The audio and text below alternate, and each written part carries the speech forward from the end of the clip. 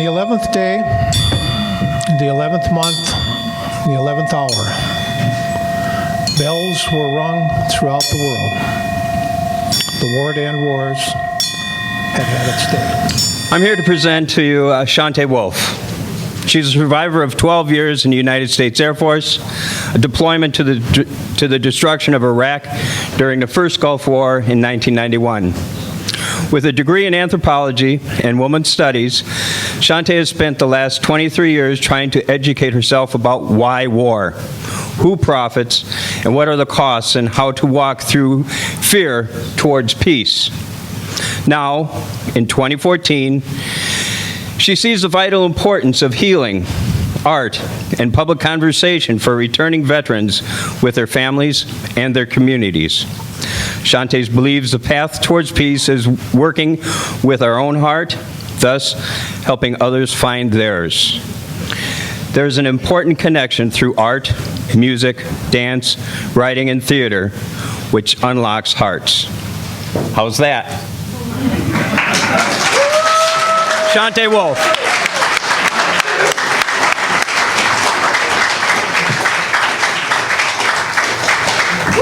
Thank you very much. That was my presentation. Have a nice afternoon.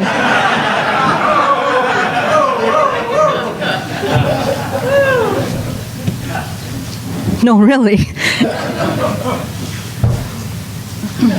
Thank you, everybody, Bill, and this magnificent place. Yeah. Holy cow, Batman.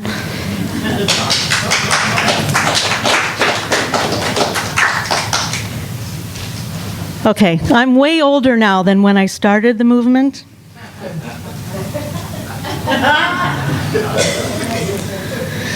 And I have relinquished into reading glasses. Basically, what I wanted to talk about was some of the introduction and the importance of incorporating art, music, writing, theater into the movement. Instead of just being on the streets, in the offices of our elected officials, writing letters, sending faxes, yelling, screaming, begging, crying for people to please stop the wars, it's really vitally important to hear the voices of the veterans returning. So, basically, what I wanted to do was to share just a little bit of that with you. I got involved with the bell-making project for some of you that were not here earlier. So it was my first opportunity of using metal. So I will put that on the stage, and trust me, it's very heavy.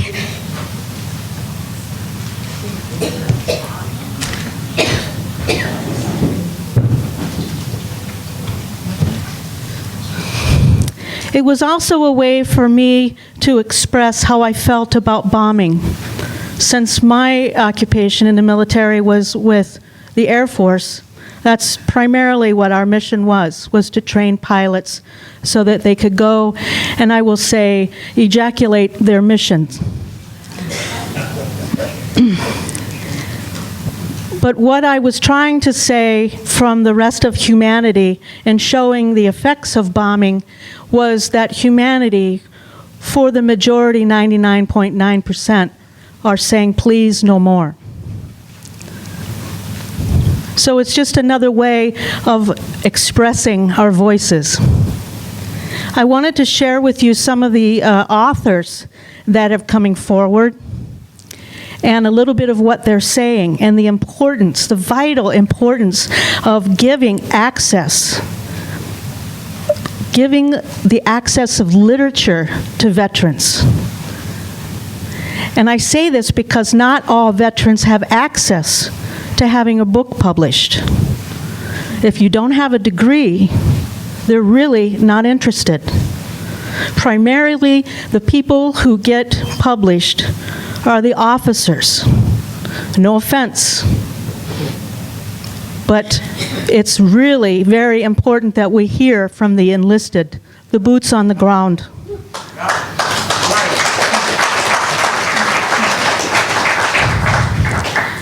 And I'm not boosting or boasting or whatever, but I did get my story published through Veterans in the Book Project, which was at the same time that I participated in the Combat Paper Project.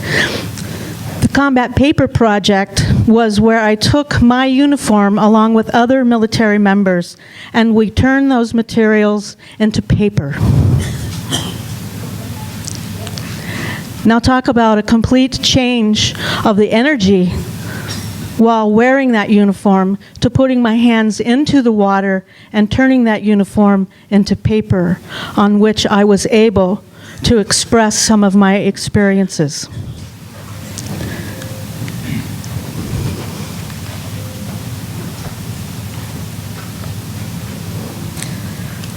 I was going to do this last, but I'll read one first. So this is something that I wrote just recently. Saying no. I remember saying no to my teacher that day in biology when we were supposed to kill a frog. I liked frogs, dogs, cats, horses, birds, dolphins, sea turtles, and camels. I stopped fishing too, never caught but a few, preferring just to take their picture instead. The military didn't get it all out of me. I wouldn't kill that dog or camel either for practice. Bad karma, like the oil fires, oil spill, and porn. I would have killed to stay alive, just not for a medal, a book deal, or promotion. Porn movies were shown to the pilots prior to their mission, so they would blow their wad on the Iraqi troops and civilians. Lies, porn, alcohol are ingredients needed for war. Same as racism, classism, and misogyny are needed for bullying. I remember saying no at some point to them too.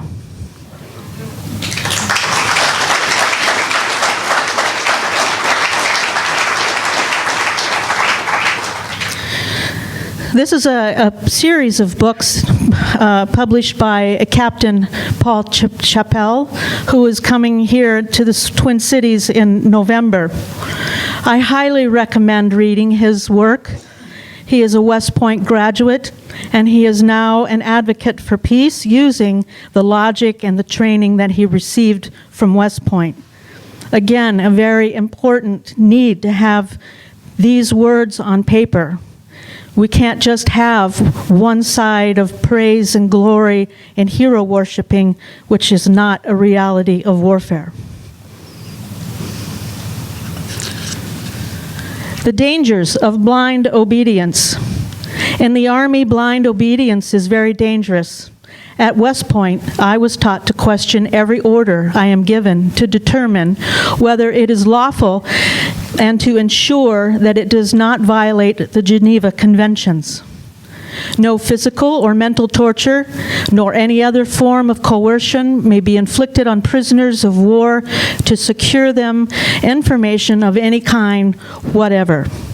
Prisoners of war who refuse to answer may not be threatened, insulted, or exposed to any unpleasant or disadvantageous treatment of any kind. Prisoners of war who, owing to their physical or mental condition, are unable to state their identity shall be handed over to the medical service.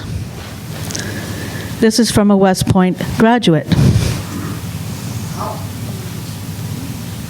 Another book that was published by a Vietnam veteran who became a Buddhist monk. Again, I'll just read it.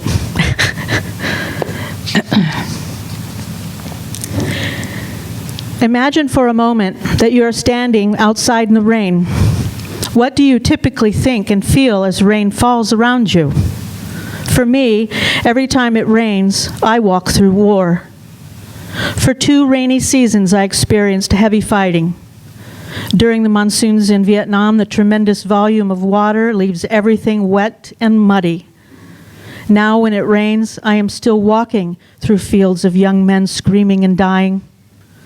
I still see trees disintegrating from napalm. I still hear 17-year-old boys crying for their mothers, their fathers, and girlfriends. Only after re-experiencing all of that can I come to the awareness that right now it's just raining. I could be in a grocery store reaching up to take a can of vegetables off the shelf when I'm suddenly overwhelmed by fear because I think that the can is booby-trapped. Rationally, I know that it isn't true. But for 1 year, my tour of duty in Vietnam, I lived in an environment where this was a realistic fear. And to this day, I am unable to process that wartime experience. But this is not just my story. This happens every day all over the world. Every day there are people reliving war, reliving their own experiences of violence, calamity, childhood trauma. Before we can get to a place of peace, we have to touch our suffering, embrace it and hold it. This is something I have been learning in recent years, but for many years before that, all I learned was how to make war.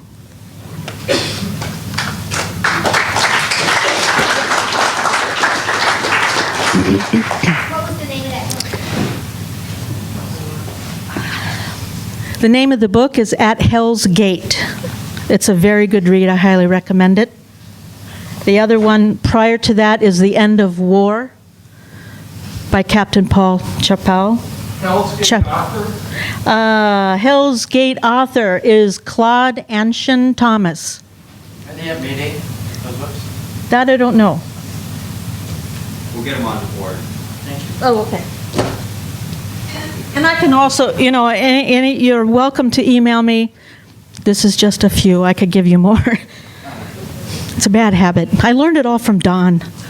Don's fault. It's all Don's fault. He's always giving me stuff to read. Now I do that to everybody else. I even sent my mom 5 packages. Mom, you want to know what's going on here? Okay, this book is Walking the Res Road from Jim Northrup. He was just at our May Day or Memorial Day event. I really liked it. I'm really very grateful he was there. Shrinking away. Survived the war, but was having trouble surviving the peace. Oh, geez, I know that. Couldn't sleep for more than 2 hours. Was scared to be without a gun. Nailed it. Nightmares, daymares, guilt and remorse. Wanted to stay drunk all the time. 1966 and the VA said Vietnam wasn't a war. They couldn't help but did give me a copy of the Yellow Pages. Picked a shrink off the list, $50 an hour. I was making $125 a week. Spent 6 sessions establishing rapport, heard about his military life, his homosexuality, his fight with his mother, and anything else he wanted to talk about. At this rate, we would have gotten to me by 1999. Gave up on that shrink, couldn't afford him, and he wasn't doing me any good. 6 weeks later, my shrink killed himself. Great. Not only guilt about the war, but new guilt about my dead shrink. If only I had a better job, I could have kept on seeing him. Thought we were making real progress. Maybe in another 6 sessions, I could have helped him. I realized then that surviving the peace was up to me. Walking the res.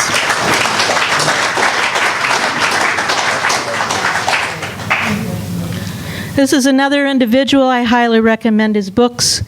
His name is Brian Turner. He's an Iraq veteran. This book is called Here Bullet.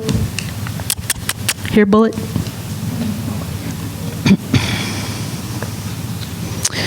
Eulogy.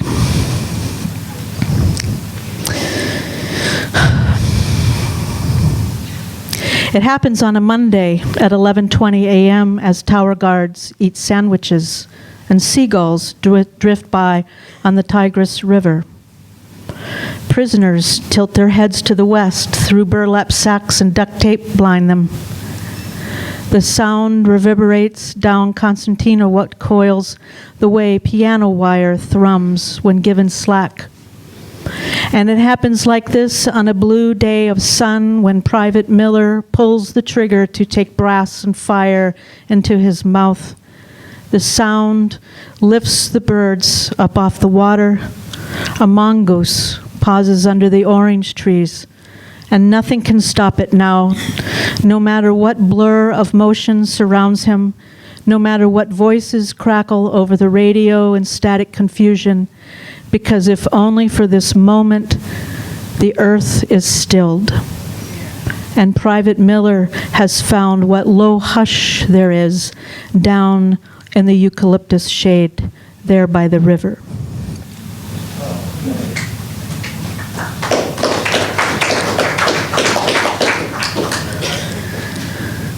Sadiq.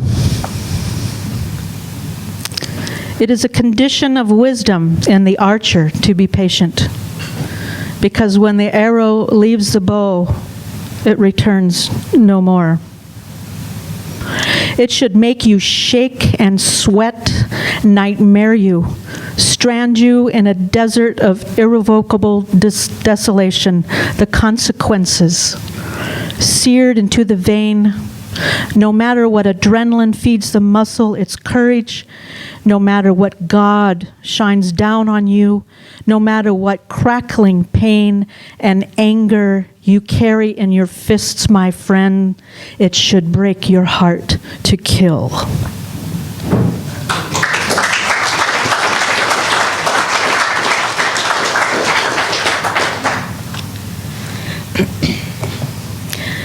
I'm going to share another one of mine. Was I really?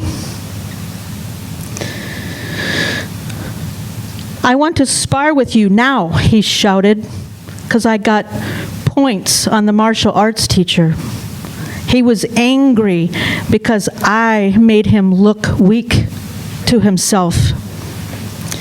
He grabbed me from behind that night with great surprise and force that I disappeared down those steps out of the bar. The sidewalk went missing too. Pinned on the hood of the car, he ended, before I opened my eyes. He took me down again to the ground, knocking the wind out of me. Say uncle, he yelled with insanely drunken eyes.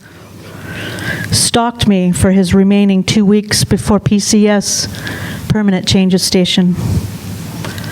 Each time I saw him, he raised his finger like that of a gun and pointed with a sick grin. You lying bitch, screamed my commander, spitting in my face. He was recently fired. The first sergeant and staff sergeant who propositioned me for their sexual treats that 4th of July weekend were fired too. We all heard the muffled cries late at night when our sisters came home to the barracks from the officers' restricted parties they had been invited. No, not all of us wanted to be hunted like dogs, fresh meat, bitches in heat, give it or have it taken. Hunted, stalked, raped, beaten, and murdered we were, but then isn't that what our war really is?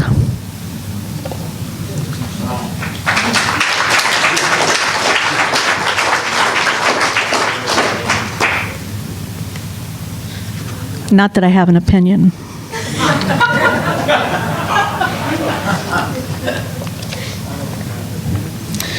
This is also from a recent Iraq veteran, a former captain in the United States Marine Corps. The title of his book, and he traveled through here, is called Packing Inferno, The Unmaking of a Marine by Tyler Boudreau. Why all the talk of freedom and democracy? Why all the turrid speeches about liberation? Why the great dupe? Why not lay the cards on the table and let the people weigh in as they are inclined? I cannot escape the impression that the innobility of shedding blood for oil would not sit well with the vast majority of Americans.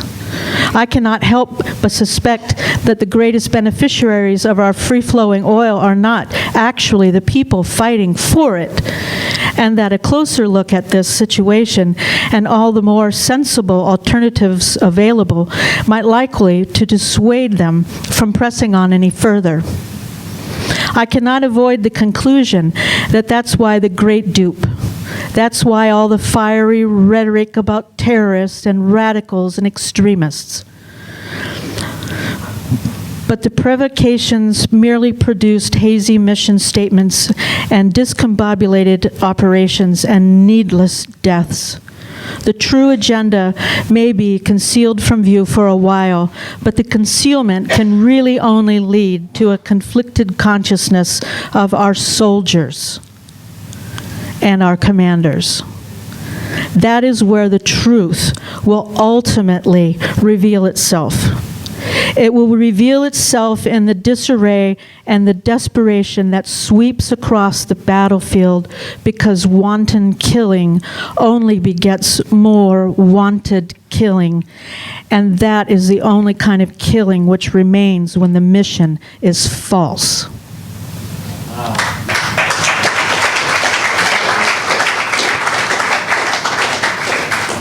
What was that from? Packing Inferno.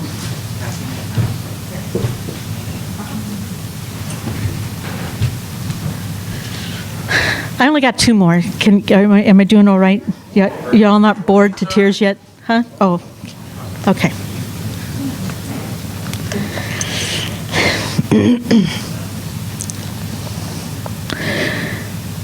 Stopping the American infantry patrol near the Prophet Yunus Mosque in Mosul, and excuse me for my torturing these words, I'm sure. Abu Ali shows them the cloth in his pocket. This is a continuation of Brian Turner's. This is another book of his. It's called Phantom Noise. Do you see this weathered strip of cloth, the golden threads of its embroidery? How inconsequential it must appear to you, only a strip of cloth. But my friends, this silk and cotton dyed black, once draped over the black stone.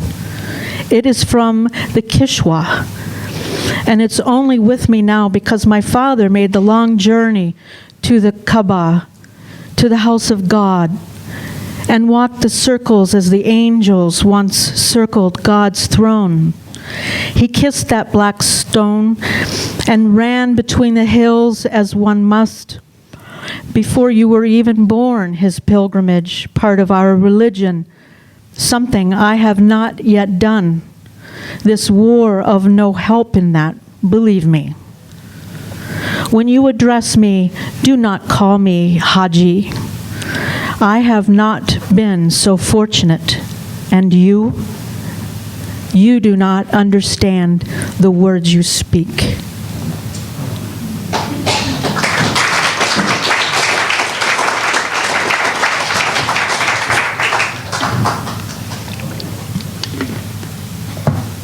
Last one, I promise.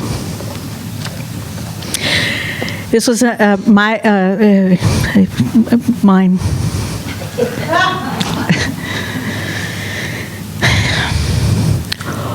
What do I say? What do I say to those who've not been in the military or war? My anxiety of being stalked, attacked, raped, murdered, and disappeared. What do I say to those who did serve? How many times I secure my doors and windows day and night and slept and carried a .357 Magnum and a 9mm. What do I say to those who ask what is wrong with a woman so courageous, with all her limbs and no burns and no blindness and no limp or scarring?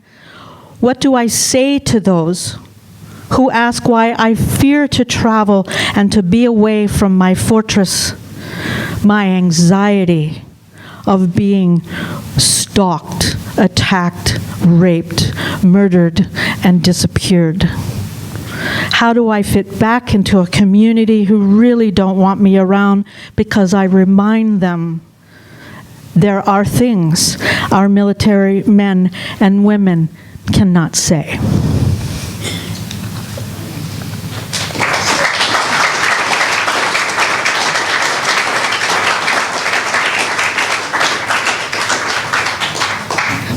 In closing, I would just like to offer thank you very much. There are many in this audience that I've known for the last 14 years. Thank you, bless you. You allowed me to turn your ear. You kept inviting me back. Bless you for being willing to listen. Bless you who cried with me, who got angry with me, who stomped off, who came back. And you still give me space to speak.